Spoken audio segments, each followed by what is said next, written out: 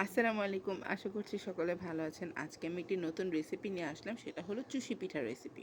আমি এখানে ৩ কালারের চুষি পিঠা বানিয়েছি। দেখুন, এটা কিন্তু দেখতেও সুন্দর লাগছে। তাহলে কথা না বাড়িয়ে চলুন এটা তৈরি করা যাক। এখানে আমি চালের গুঁড়ো দিয়ে তৈরি ৩টা ডো নিয়ে নিয়েছি। প্রথমে গরম পানির মধ্যে পরিমাণ বুঝে লবণ এবং চালের গুঁড়ো দিয়ে ভালোভাবে সিদ্ধ করে তারপরে ডো তৈরি করে নিতে হবে। প্রথম ডোটির মধ্যে আমি জর্দা রং দিয়ে দিলাম। এখন এটাকে ভালোভাবে মিক্সড করে দেখুন আমার কিন্তু একটা অন্যরকম কালার চলে আসলো। ডোটা তৈরি হয়ে গেছে। এখন এটাকে সাইডে রেখে আমি দ্বিতীয় ডোটা তৈরি করব।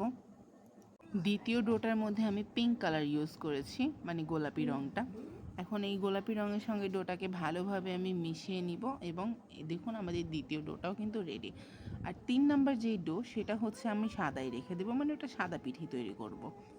এখন আমি রুটি বানানোর পিঁড়ির উপরে সুন্দর করে ডোয়ের থেকে অংশ নিয়ে তারপর সেটা লম্বা আকৃতির করে একটু একটু করে ছোট ছোট আমি লেচি কেটে নিলাম। এইভাবে করেই কিন্তু আমি বাকি দুটো ডোকেও সুন্দর করে লেচি কেটে নিব। দেখুন এখানে কিন্তু আমার ৩ রকমেরই পিঠা তৈরি হয়ে গেছে, ৩টা ৩ কালারের। এখন যেটা করব, পিঠেগুলো তৈরির জন্য আমার একটা পাতিলের মধ্যে সুন্দরভাবে গরুর লিকুইড দুধ ভালোভাবে জাল দিয়ে দিতে হবে, একদম ফুল হিটে। ফুল হিটে জাল দেওয়া হয়ে গেলে সেখানে আমার পরিমাণ বুঝে লবণ দিয়ে দিতে হবে এবং আবারও সেটাকে জাল দিতে হবে। যেহেতু পিঠে পিঠে মানে কিন্তু মিষ্টি, আর এখানে পিঠেতে কিন্তু সবসময় আমরা জানি একটু বেশি মিষ্টি পরিমাণ দিতে হয়। তারপর আমরা মিষ্টির পরিমাণ বুঝে মিষ্টি দিয়ে দিব এবং তারপরে এখানে নারকেল দিয়ে দিতে হবে পরিমাণ বুঝে। আমি একটু বেশি নারকেল দিলাম, আর চুষি পিঠের মধ্যে নারকেল বেশি দিলে কিন্তু এটা মজাও লাগে বেশি।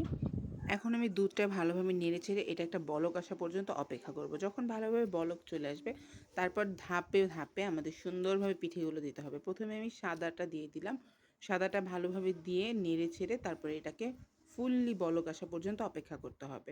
মনে রাখবেন এটা কিন্তু ধাপে ধাপে দিতে হবে। আপনি চাইলেই একবারে সব দিবেন না, তাহলে কিন্তু পিঠেটার স্বাদ পাবেন না। প্রথম পিঠেটা দেওয়ার পরে কিন্তু আমাদের ভালোভাবে বলক চলে আসার পরে আমরা আবার গোলাপি রঙের যেটা সেটাকে দিয়ে দিলাম এবং আবারও এটা নেড়ে চেড়ে এটারও পুরোপুরিভাবে বলক আসা পর্যন্ত অপেক্ষা করে নিব। এখন আমি পিঠে থেকে সুন্দর একটা ঘ্রাণ আসার জন্য গাছে থেকে দুটো পোলাও পাতা এনে সুন্দরভাবে ধুয়ে তারপরে ছোট করে দিয়ে দিলাম। এটা সম্পূর্ণ অপশনাল, আপনারা চাইলে এটা স্কিপও করতে পারেন। এখন আমি এটা বলক আসার পরে তারপরে তৃতীয় পিঠা অর্থাৎ জর্দা রং দিয়ে তৈরি করা পিঠাটাকে দিয়ে দিব এবং সুন্দরভাবে নেড়ে চেড়ে নিব। তারপরে আমি অপেক্ষা করব এটা বলক আসা পর্যন্ত। এভাবে ভালোভাবে নাড়াচাড়া দিয়ে দিবেন, কিছুক্ষণ পরপরই নাড়াচাড়া দিবেন। আর দেখুন ঠিক এমন যদি বলক চলে আসে তাহলে বুঝবেন এটা তৈরি হয়ে গিয়েছে। এবার এটাকে সার্ভ করার পালা।